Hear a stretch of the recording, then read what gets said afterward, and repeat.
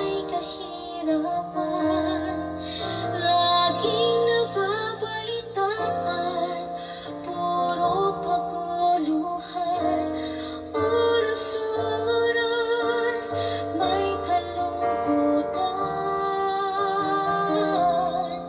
Suliranin at kasungian ating mararanasan.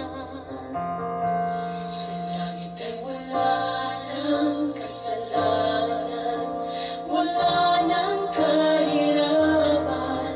Lungkot ay babawiin, tayo ay babaguhin. Sa langit ay wala ng problema, kasiyahan ang nadarama. Ating papuri at pagsamba sa ating Diyos Ama, ang tanging ligaya.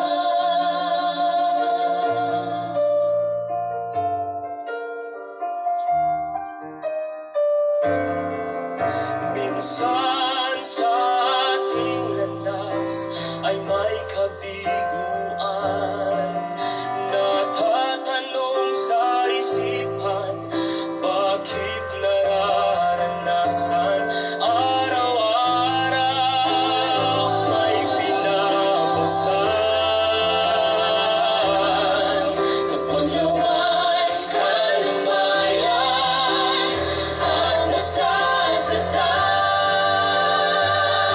Sa langit ay wala ng kasalanan, wala ng kahirapan.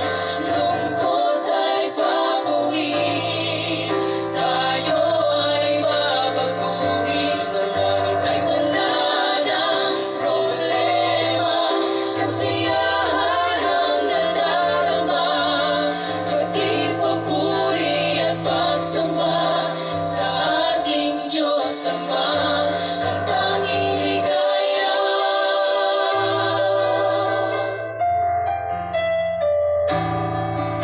At kung tayo'y matiis ngayon, mayroong kaligtasan. Buhay na walang hanggan, ating makakamtan. Magtiwala lamang sa Kanya. Ikaw, ako, tayong lahat ay sasang Kanya. Sa langit ay wala ng kasalanan, wala ng kahirapan. Lungkot ay papawiin, tayo ay babaguhin. Sa langit ay wala ng problema, kasiyahan ang nadarama. Ating papuri at pagsamba sa ating Diyos Ama, ang tanging ligaya.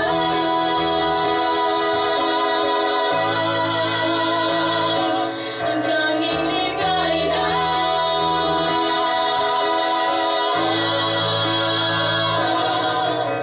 Ating papuri at pagsamba sa ating Diyos Ama,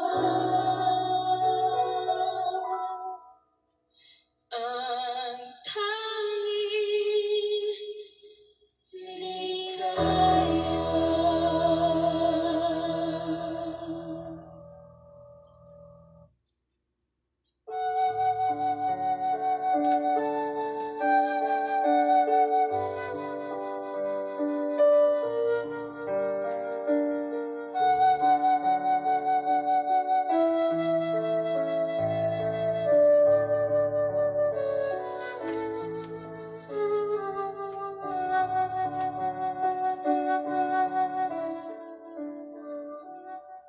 Tayo magdasal sa ating Diyos na buhay, magpasalamat sa Kanya sa panibagong araw. Sa ngalan ng Ama at ng Anak ng Espiritu Santo. Amen. Maraming salamat, Panginoon, sa panibagong araw na muli mong ibinibigay. Every gising is a blessing. Ang unang biyaya na natatanggap natin mula sa Panginoon. Para tayong mga patay nang tayo'y tulog. Hindi natin hawak ang ating free will. Hindi natin mapili ang ating panaginip. Salamat. Isa tayo sa muling ginising ng Panginoon para ano? Para muli ang Diyos ay mag-recreate. Muli na naman siyang lumilikha ng panibagong araw, panibagong liwanag, kamukha ng ginawa niya noon. Magkaroon ng liwanag, sabi ng Diyos. At pagkatapos ay nagkaroon ng liwanag. At ang sabi ng Panginoon, it was good. Kaya sa bawat umaga, liwanag na nakikita natin,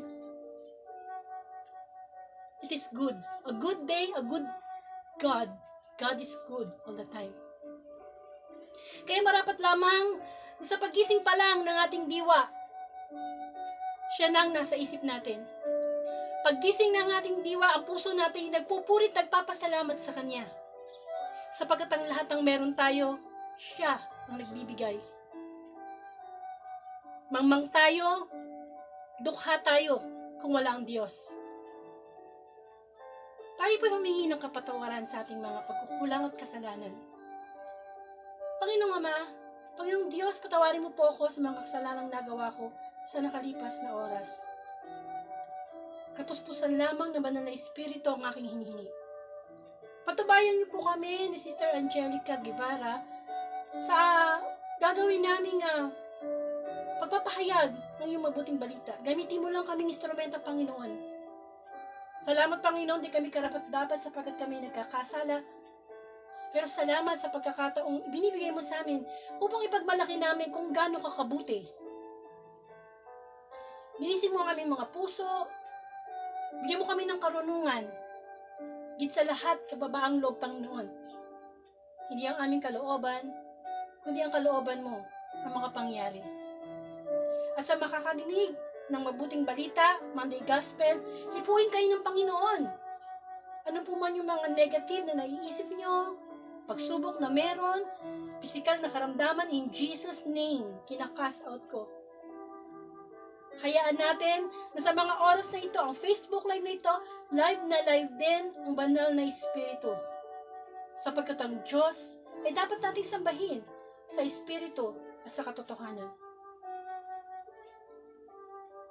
Isang munting piging online, nag-aanyaya ang ating Ama sa ating mga makasalanan na makisalo sa Kanya sapagkat hinahanap niya ang tupang naliligaw. At sa katotohanan, na isa ka sa mga nakikinig ngayon ng Facebook Live na ito, isa tayo sa mga tupa na gusto laging dalhin ng ating Ama, ng ating Panginoong Jesus sa Kanyang pastulan. Salamat, Panginoon. Sana sa pakikinig namin ng mabuting balita, magkaroon kami ng kanya-kanyang reflection at para kaming mga bata na uupo lang sa tabi mo at makikinig na iyong mga pagmahal at pagpag-alalang mga salita. Sapagkat di lang kami nabubuhay sa tinapay, kundi sa bawat salitang namumutawi sa iyo, Panginoon. Ang lahat ng ito'y dalahin ko sa Ama, sa pangalan ng Anak, kaysa ng Espiritu Santo. Amen. Bigyan po natin ng parangal ang mabuting balita.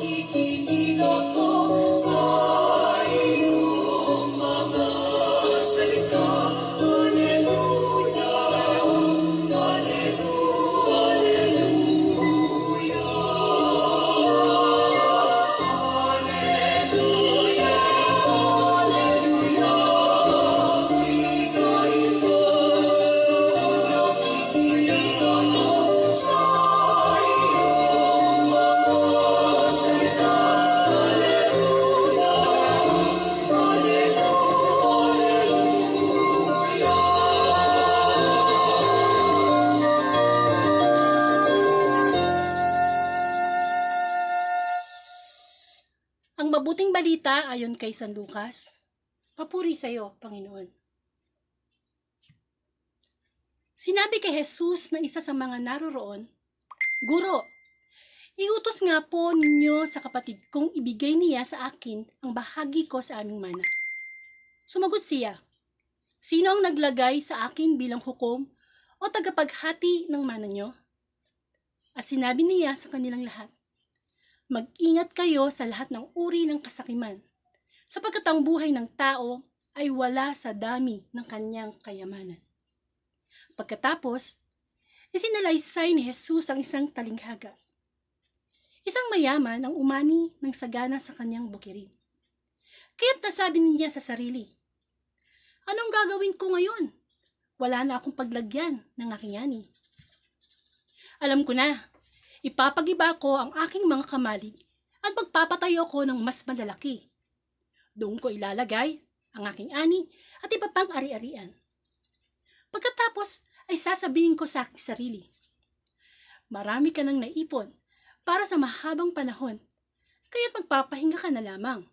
Kumain, uminom, at magpasarap sa buhay. Ngunit sinabi sa kanya ng Diyos, hangal, sa gabi ring ito'y babawian ka ng buhay.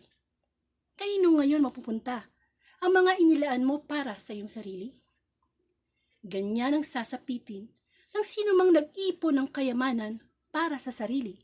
Ngunit, dukha naman sa paningin ng Diyos. Ang mabuting balita ng Panginoon, pinupuri ka namin, Panginoong Hesukristo.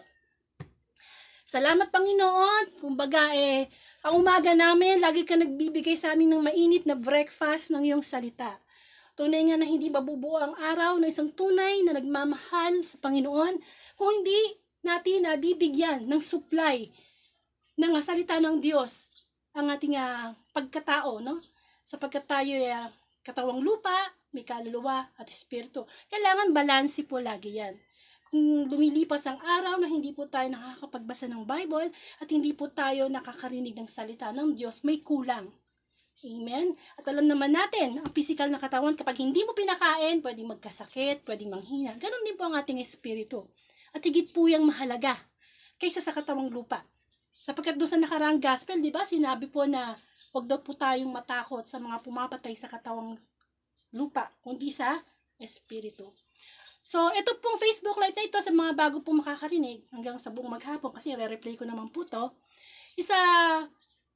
Sinusunod lang po namin. No, dapat natin sundin ang sinabi sa Biblia na basahin po natin yung Bible everyday. Pagnilayan. Importante po yan. Sapagkat sinabi ng Panginoong Jesus, mismo sa dyablo, no, nung tinukso siya sa ilang, di lang sa tinapay na bubuhay ang tao, kundi sa bawat salitang namumutawi sa bibig ng Diyos. So, yung tukso, lapit ng lapit sa atin yan. Pero sasabihin natin sa dyablo, hindi lang sa tinapay, hindi lang sa material na bagay, hindi lang sa mga bagay na puro makalaman, kundi nabubuhay dapat tayo sa salita ng Panginoon para magkaroon tayo ng buhay na walang hanggan. At importante na everyday nagkakaroon tayo ng self-examination. Nagalit ako kahapon, ngayon ba wala na? Mainitin ang ulo ko kahapon, ngayon ba nabawasan na? Di po ba? Kailangan, kasi kailangan nagkakaroon ng buhay ang salita ng Panginoon sa atin sapagkat ang pinaka-greatest na himala na magagawa ng Diyos sa atin ay yung masamang tao magbalik loob sa Panginoon. Yun. Higit pa yon sa mga nakakita na bulag, nakakalakad na pilay. Yun ang gusto talaga ng Panginoon. No? Pumunta siya rito. Ipinadala ang Panginoong Jesus hindi para sa mga banal, kundi para sa mga kasalanan. Para gamutin ang may mga spiritual na karamdaman. Marami tayong nakikitang tao pag lumabas tayo na ang lalakas, ang gaganda ng itsura, pero inside, yung spirit, mahina. At yun ang kailangan natin palakasin ngayong pandemic. Hindi tayo sa coronavirus matakot, kundi sa virus na kasalanan na kahit naka-stay at home tayo, katabi natin. At pwede tayong patayin, makremate ang kaluluwa natin sa impyerno. At syempre, utos din ng Diyos na everyday ipalaganap ang mabuting balita. At napakadali na po ngayon yan dahil pwede nating i-share ang Monday Gospel at mga nakaraang Gospel pa sa ating timeline. Pinapatrabaho po sa atin ng Diyos yan. Kasi sa panahon ngayon, anytime Jesus will come. Salamat na lang sa Panginoon, binibigyan pa tayo ng pagkakataon. At gayon po, ang ating pagninilayan ay mula po sa Lucas, chapter 12, verses 13 to 21. Ngayon po ay Monday Gospel. At tungkol po ito sa ang mayamang hangal. So, itong mayamang hangal na to, no, matagal na natin itong naririnig. O mamaya, baka bago mo palang naririnig. Pero naniniwala ako, kahit pa ulit-ulit ang gospel, iba't iba ang pagninilay na ibibigay sa atin yan. Lalo na ngayong pandemic. Amen po. At sa akin, ang reflection ko mamaya dyan, nilagyan ko ng kayamanan sa langit. At ngayon pong araw nito, may kasama po ako na magninilay sa mabuting balita. Siya po ay si Sister Angelica Guevara. At masasabi po natin, matagal na rin siyang nangangaral ng salita ng Diyos, nagbabahagi ng kanyang mga karanasan. At maaaring masasabi natin, may maibibigay siyang tulong sa atin para pagnilayan ang mabuting balita. Kailangan lang po talaga natin, sabi nga kapag tayo daw nakikinig ng mabuting balita, kinakailangan daw na tayo ay parang bata. Alam mo yung parang bata, yung bang lalapit ka dun sa tatay mo o sa nanay mo, tapos mag-a-advise yung nanay mo, makikinig ka lang. Yung walang payabangan, yung bang, sige Lord, kahit anong sabihin mo, susundin ko. Yun ang pinakamahalaga. So ngayon po, kung nakikinig si Sister Angelica, pwede kayo po tumawag sa akin. Kasi baka mas malakas yung signal nyo. Kasi ang alam ko, nasa Australia siya ngayon. So, nakita ko naman, naka-monitor siya. So, try mo lang tawagan ako. Kasi minsan, pag ganito ang weather sa Pilipinas, minsan napuputol yung signal. So, hintayin natin siya tumawag ng mga ilang yan, sumagot na. Ayan, matawag na. Ay, magandang umaga po sa inyong lahat. Sana po saan man po kayo naruroon sa mga sandaling ito ay nararamdaman po natin ang pag-ibig ng Panginoon. Maraming salamat po sa pagkakataon na magbahagi ng salita ng Diyos ngayong araw na ito, na bagamat maiksi lang, sana po ang aking personal reflection sa ating Monday Gospel makatulong po at maging beneficial dun po sa ating mga araw-araw na pagdedesisyon sa buhay, medyo maliit man po o malalaki, po, at gamitin po nating gabay ang salita ng Diyos sa ating pamumuhay. Napakaliwanag po ng binigay sa atin ng Panginoon ngayong araw na ito, na usually kinukuha po natin yung ating mga reflection sa mga parable niya, pero napansin ko po dito sa gospel, bago siya magbigay ng isang parable, direkta po ninyang sinasabi sa atin na mag-iingat kayo sa lahat ng uri ng kasakiman, sapagkat ang buhay ng tao ay wala sa dami ng kanyang kayamanan. No? Unang-una po, ang reality natin sa mga panahon na ito, kahit na meron na tayo, no matter how much we have, we always get ourselves aware of the things that we don't have. Kahit na po tayo ay meron na at sapat na po kung ano yung nasa atin, ang hinahanap pa rin po natin madalas yung mga wala po sa atin. Parang kinain na po tayo ng kinagisnan nating sistema. Yung sistema na dapat meron ako nito, dapat ako lang ang meron nito, dapat kung meron siya, meron din ako. Kasi kapag wala tayo noon kung anong meron ng iba or sa kung ano yung iniisip natin na standard ng mundo, ang tingin natin po sa sarili natin ay hindi mahalaga. Dito po sa gospel na ito, pinapaalala po sa atin yung danger ng spirit of ownership, yung tinatawag po nating kasakiman. Sabi nga po ng Panginoon, napakalinaw, direkta po niyang sinasabi, sapagkat ang buhay ng tao ay wala sa dami ng kanyang kayamanan. Kaya mag-iingat kayo sa lahat ng uri ng kasakiman. Sabi nga po sa Ecclesiastes 5 verse 16, as everyone comes, so they depart. Naririto pa ang isang mahirap isipin. Kung ano ang ayos nung tayo'y dumating, ganun din ang ayos sa ating pag-alis. Nagpapakapagod tayo, ngunit walang napapala. Direktang-direkta po ito sa sitwasyon natin ngayon. We want to acquire everything. To the point na ang kasakiman o yung kagustuhan natin na mapasa atin lahat, napapagod tayo, nasisira tayo ng inggit, dumadating sa point na kinakaya nating magnakaw o mang-agaw kasi sobrang feeling entitled na po natin ngayong mga panahon na ito.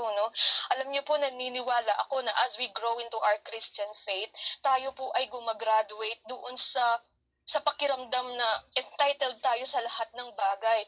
Bagkus binubuksan po natin yung sarili natin dun sa katotohanan that Jesus came to earth to remove the spirit of ownership sa ating lahat. Ito po ang dahilan kung bakit ipinahayag sa atin ng Panginoon ang kaharian ng Diyos para po tayo ay makalaya sa sistema.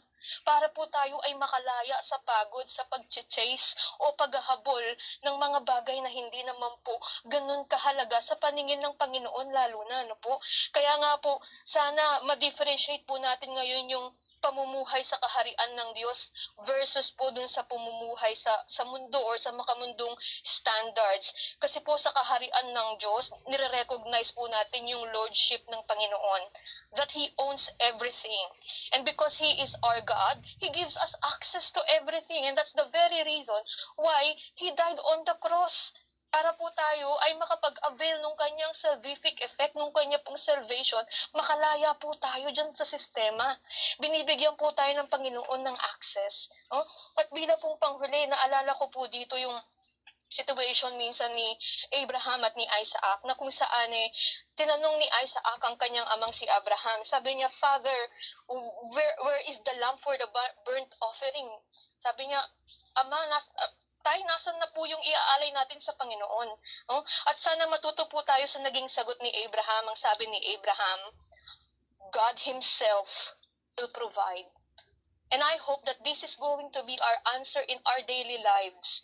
Na instead po tayo ay mag-hoard o mag-chase o maghabol sa kung anong-anong klaseng kayamanan na hindi naman natin madadala, sana ang lagi na lang po nating isasagot sa ating mga sarili o sa mga nagtatanong kung saan natin kukunin ito, paano tayo mabubuhay dito. The Lord will provide. No? Amen. Alam niyo po, in other words, no, Abraham, he abandoned the system. Inabandonan ni Abraham yung system ng mundo and he shifted to total dependency on God. What does the word Lord means? Owner.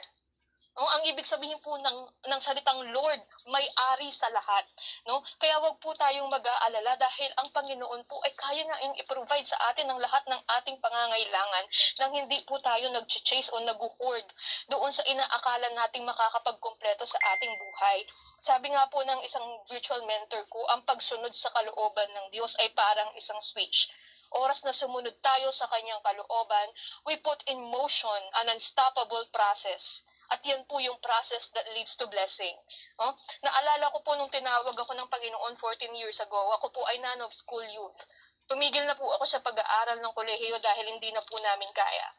But the moment I have decided to listen to the word of the Lord, the moment I have decided to follow the word of God, you won't even believe na ganun kabilis. No? Sa pagsisimula ko pong pag-attend ng mga prayer meeting namin noon sa Pampanga, nabigyan po ako ng scholarship.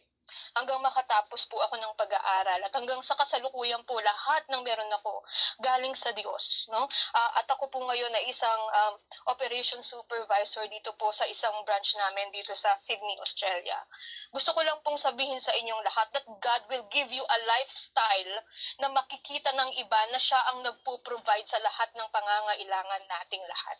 No? Sana po ngayong araw na ito ang panalangin natin sa Panginoon, total dependency on Him.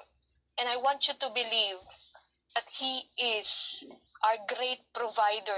Hindi mo kailangang mangagaw, hindi mo kailangang manira, hindi mo kinakailangang maghabol dahil kapag ikaw nabubuhay ka sa grasya ng Diyos, kahit anong gawin ng iba, ipoprovide sa iyo ng Panginoon ang pangangailangan niya. At ito po ay patuloy na pinapatunayan sa atin ng Panginoon.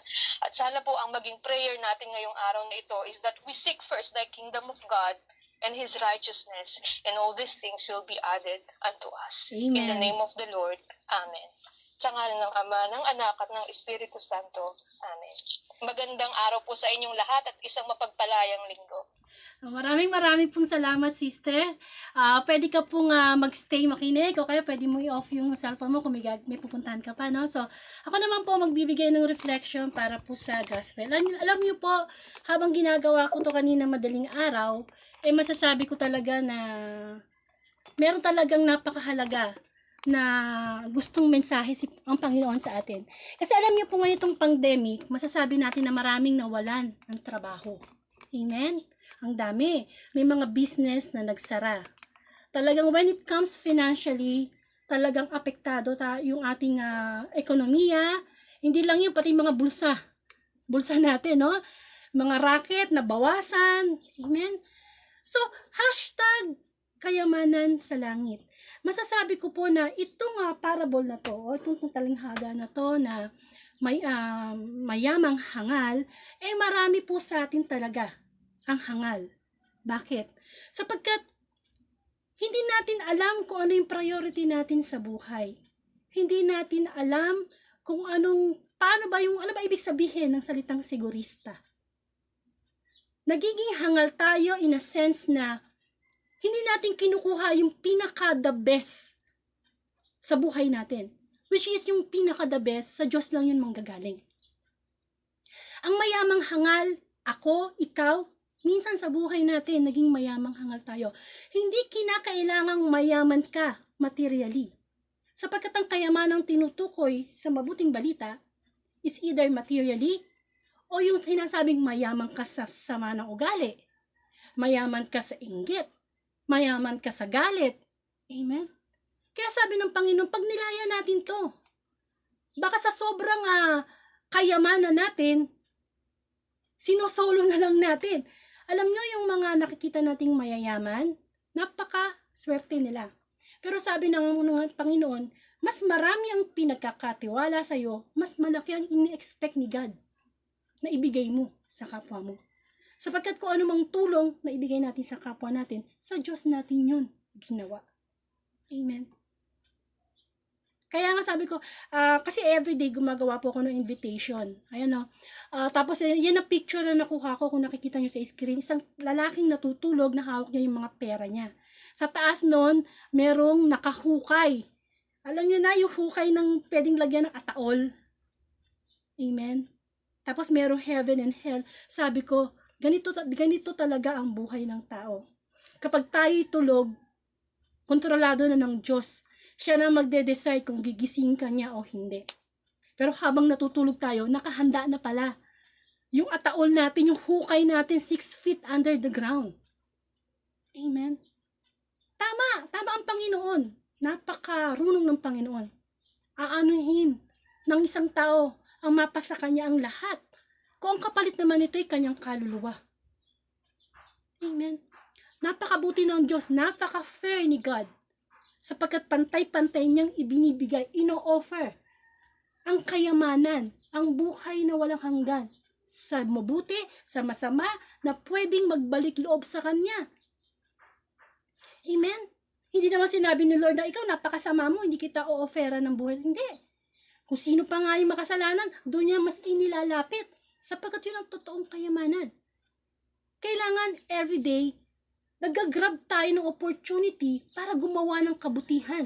Kasi yun ang kayamanang iniipon natin sa langit. May mga tao na hindi pa dumadating ang pandemic, sige, trabaho. Gigising sa umaga, iniisip na ano yung gagawin niya. Hindi man lang magpasalamat sa Panginoon. Hanggang sa lumipas na yung maghapong, gabi na, pagod na yung katawang lupa, matutulog na lang, di pa rin nagpasalamat sa Panginoon. May mga tao naman na sa sobrang sipag, sige, ipon ng pera, ipon ng properties, ipon ng ano. Kung minsan, pinagkakaitan ng sarili. May mga ganung tao, no? Nagtrabaho, pero kuripot sa sarili. Hindi ba lang maitreat yung sarili sa masarap na pagkain? Hindi maitreat yung sarili na Hindi po ba? Alam nyo, ang Diyos ay mabuti. Yung mga pinagtatrabahuan natin, na perang kinikita, gusto ni Lord, i-enjoy din natin yun. Bakit? Kailan ka pa pupunta sa Boracay? Kailan ka pupunta sa ganito? Kailan mo pa bibili yung paborito mong bag? Pag wala ka ng pera? O kung hindi ka na nakakalakad, Hindi po ba? Ang gusto lang ni Lord sa buhay natin, alam lang natin yung priority natin. Hindi nagbabawal si Lord na mangarap ka na magkaroon ako ng negosyo, makatapos yung mga anak ko. Maganda yan. Pero sabi nga, unahin natin ang Panginoon.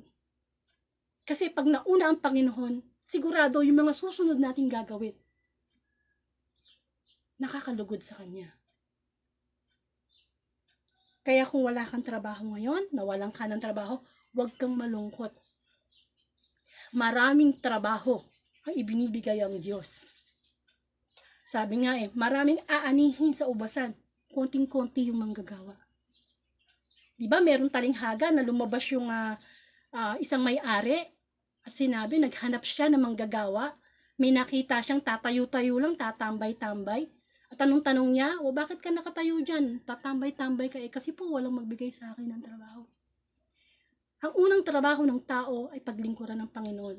Sapagkat ang kayamanang makukuha natin dyan, higit pa sa 13-month pay, 14-month pay, retirement pay, ang ibibigay sa atin ng Diyos ay buhay na walang hanggan. Sa langit, yan ang totoong kayamanan, yung langit. Yung magtipong kahit buhay ka pa, napifeel mo na yung kaharian ng Diyos. Bakit? Kasi nasa puso na natin ng Diyos. Hindi mo na kinakailangang mamatay muna para malaman mo na, wow, heaven. Hindi. Kahit buhay pa tayo, nafe-feel natin yung kaharian ng Panginoon, yung kayamanan na ibinibigay niya. Kapatid, hindi kayang bilhin ng pera ang peace of mind. Hindi kayang bilhin ng pera ang kapayapaan. Maraming tao dyan na mayayaman na hindi payapa. Kailangan ng 10 bodyguard. Kasi baka kidnapin sila, i-ambush sila. Amen? Proteksyonan yung kanilang mga properties. Amen? Hindi na bibili ang mga bunga ng banal na espiritu sa palengke, sa drugstore, sa mall. Kaya napakabuti ng Diyos. Hindi niya tinitingnan kung anong meron tayo na galing sa Kanya. Sa totoo lang, dukha tayo, mahirap pa tayo sa daga. Kahit sabihin mo pang milyones yung nasa bangko mo, wala, hindi atin yan. Kayang bawiin ng Diyos sa isang kisap mata. Kamukha na nangyari kay Job, di ba? Na-bless siya lahat. Materially, mga anak, mga hayupan, lupain. Pero di ba dumating yung time na nawala lahat yun at hindi lang yun. Nagkasakit pa siya. Puro sugat mula ulo hanggang talampakan na napakabaho pa dindirian mo. Pero hindi niya tinalikuran ng Panginoon. Kahit yung mga kaibigan niya. Kasi alam mo sa panahon ngayon, marami kang kaibigan pag marami kang pera. At ang masakit pa, nakikilala mo ang tunay na kaibigan pagdating sa pera. Maniwala kayo. Di po ba? Iba ang pera. Kapag yan ang nagsalita, nako, may mga taong kahit kaluluwa nila ibebenta. Amen? Sana, ang pera hindi masama. Sabi nga, money is the root of all evil. Pero ang pera, ginagamit natin yan dapat sa kabutihan. Amen? At ang kayamanan natin, hindi lang dahil sa mayaman ka, marami. Hindi. Kung mayaman ka sa pagtulong sa kapwa, halimbawa, doktor ka, magbigay ka ng libreng panggagamot. Kung attorney ka, magbigay ka ng libreng serbisyo sa mga naaapi.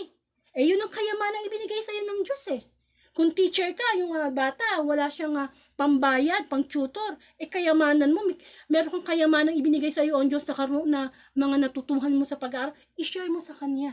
Ang kayamanan ay ibinabahagi sa kapwa, hindi sinusolo. Amen. Mas masarap po ang magbigay kaysa tumanggap. At maniwala kayo, personal sharing, kapag nagbigay ka, hindi ka nawawalan. Ibinabalik ng Diyos ng siksik, liglig, at umaapaw. Meron ka na, bibigyan ka pa. Pero kung maramot ka, yung kokonting nasa sayo, kukunin pa. Kaya hindi natin maranasan at makilala na husto ang Panginoon, yung talagang mas malalim niyang karakter, sapagkat wala tayong tunay na relasyon. Wala tayong love story. Oras nga Oras na lang. Madamot pa tayo sa Diyos.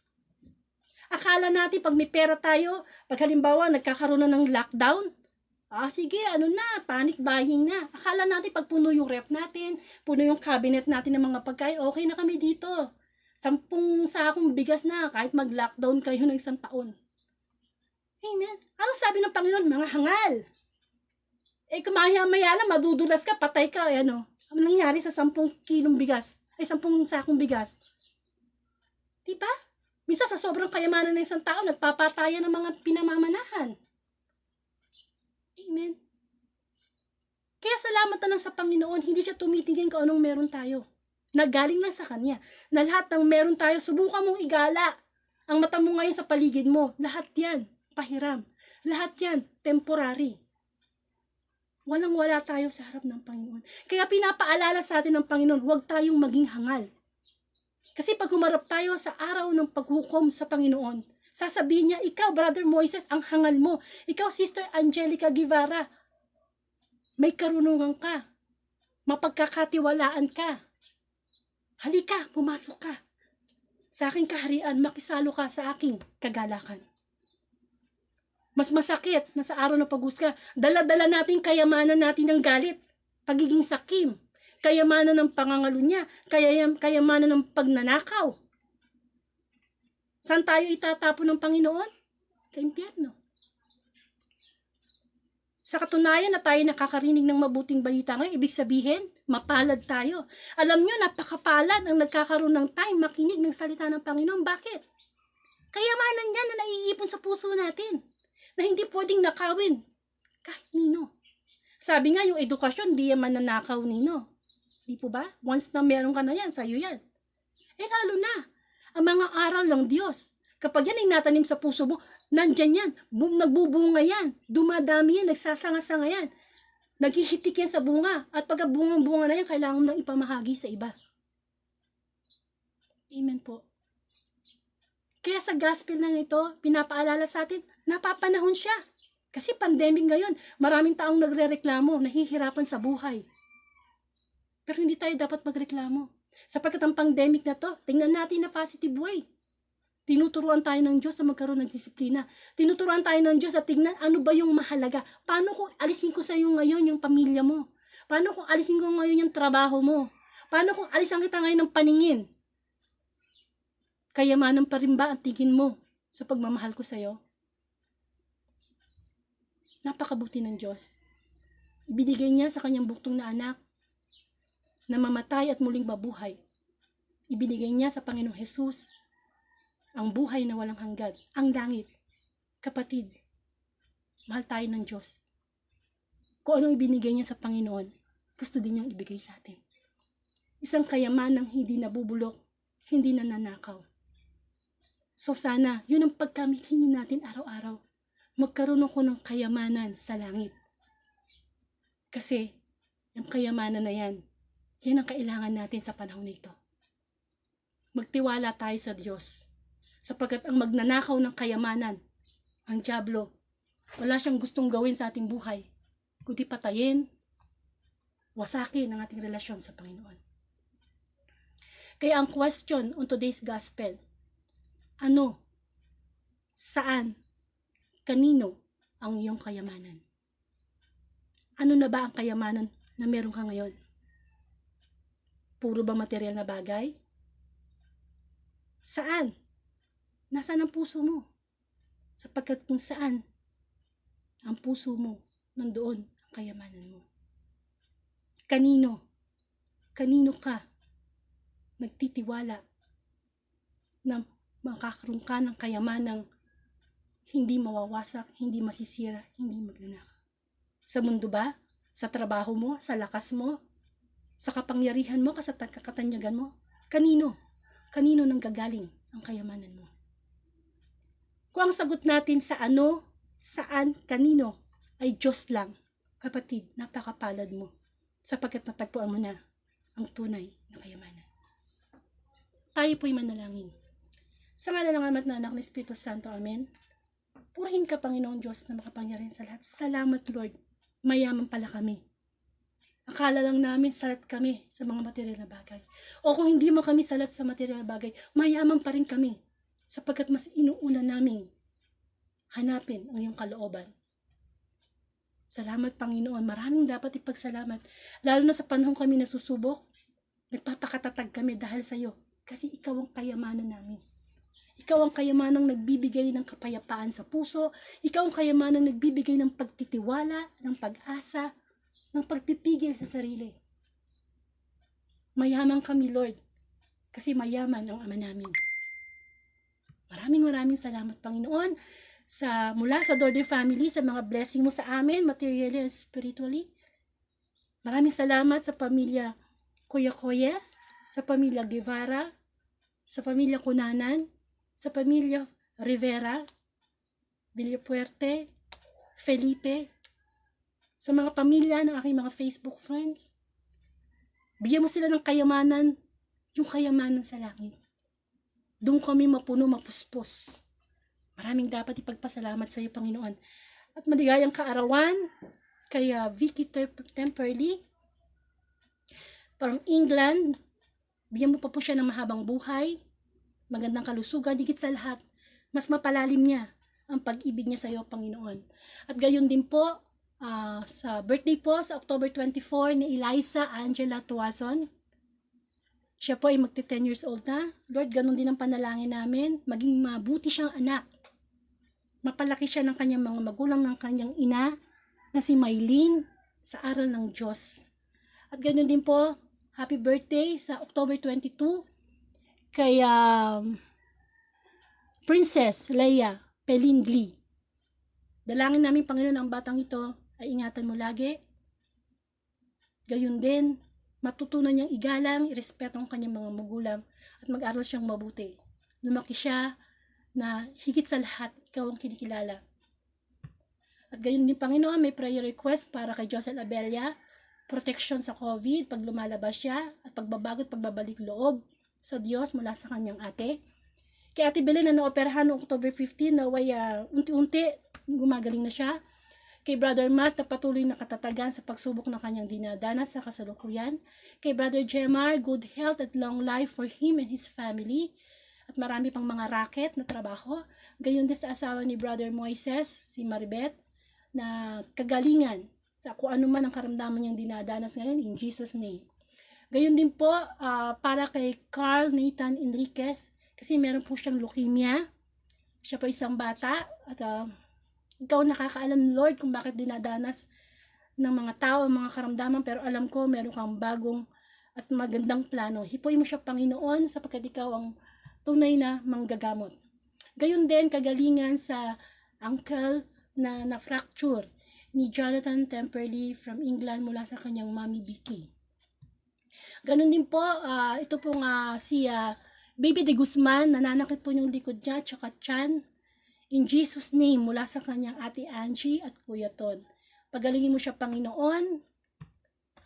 At gayon din po, rest in peace kay Father Sunny Ramirez, kay J.M. Nepomuceno from Balagtas, Bulacan, at kay Brother Lawrence Bong Rosas. Panginoon, sila ngayon ay nasa iyong mga kamay na.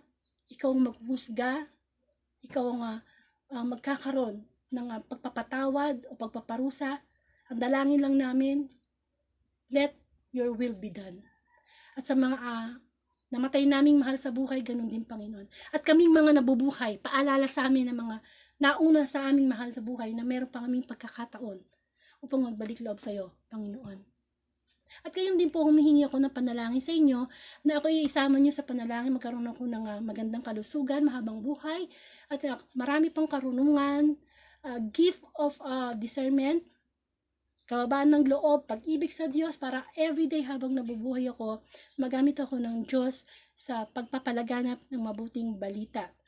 At gayon din, ang panalangin hinihingi ko sa gawain online ng The Word of God na yun, lagi tayong patnubayan ng Panginoon. Ito'y para sa Panginoon. Ang pinagmamalaki natin dito ay ang Diyos. Tayo po'y manalangin. Ama namin, sumasalangit ka. Sambahin ang ngalan mo, mapasa amin ang kaharian mo. Sundin ang loob mo dito sa lupa para nasa langit. Bigyan mo kami ng aming kakanin sa araw-araw. Patawarin mo kami sa aming mga sala para ng pagpapatawad namin sa nagkakasala sa amin. Huwag mo po kami pahintulo sa tukso. Radya mo kami sa lahat ng masama. Amen. Maraming salamat, Panginoon. Napakabuti mo. Sa ngalan ng Ama at ng Anak, ng Espiritu Santo. Amen. At konti po announcement. Yan, makulitan na kayo sa akin. Paki-share ang Monday Gospel sa inyong timeline. Napakadali, wala pang 1 minuto, no? Pagsunod sa Great Commission na ipalaganap ang mabuting balita. Parang sa gano'n yung mga Facebook friends nyo po, makarinig din. Importante po yan. Marami na pong nawawala ng pag-asa ngayon. Baka sakali kapag narinig nila ang Monday Gospel, magkaroon sila ng pag-asa na, ay, tama ang Panginoon, hindi lang pala kayamanang material ang kailangan ng tao. O kaya pumunta po kayo sa YouTube channel ko, pwede po kayo mag-subscribe para sa ganon, makapag-live din po tayo sa YouTube. And of course, kung meron kayong Thanksgiving at prayer request, pwede nyo po akong i-private message para maisama po natin sa everyday closing prayer natin. At gayon din po, ayan, ang gusto ni Lord, bagong nilalang. New normal, pero new creation. Kaya i-viral natin ang gospel. Magtulungan po tayo. Kailangan ko po yung tulong nyo na, alam mo yung chain, hindi siya maputol. Yung ginamit ako ng Diyos, kami ni Sister Angelica Guevara, na magpahayag ng mabuting balita. Ang trabaho naman nung nakikinig, i-share nyo sa timeline nyo. Para yung Facebook friends nyo, i-share din nila. Tapos sharing. Yun naman talaga ang gusto ng Panginoon kung bakit may gospel para ipalaganap ang mabuting balita. At kung ibibigay po ni Lord ang October 20, Tuesday Gospel, muli tayong magkasama-sama sa mabuting balita at kasama po natin bukas si Brother Moises Kuya Koyes. Siya po ang ating makakasama sa Reflection for Tuesday Gospel. And maraming pong salamat. Ituring natin kumpleto ang araw natin dahil tayo ay nakakain na at makakanilay na sa mabuting balita. Ingatan kayo ng Panginoon. To God be the glory.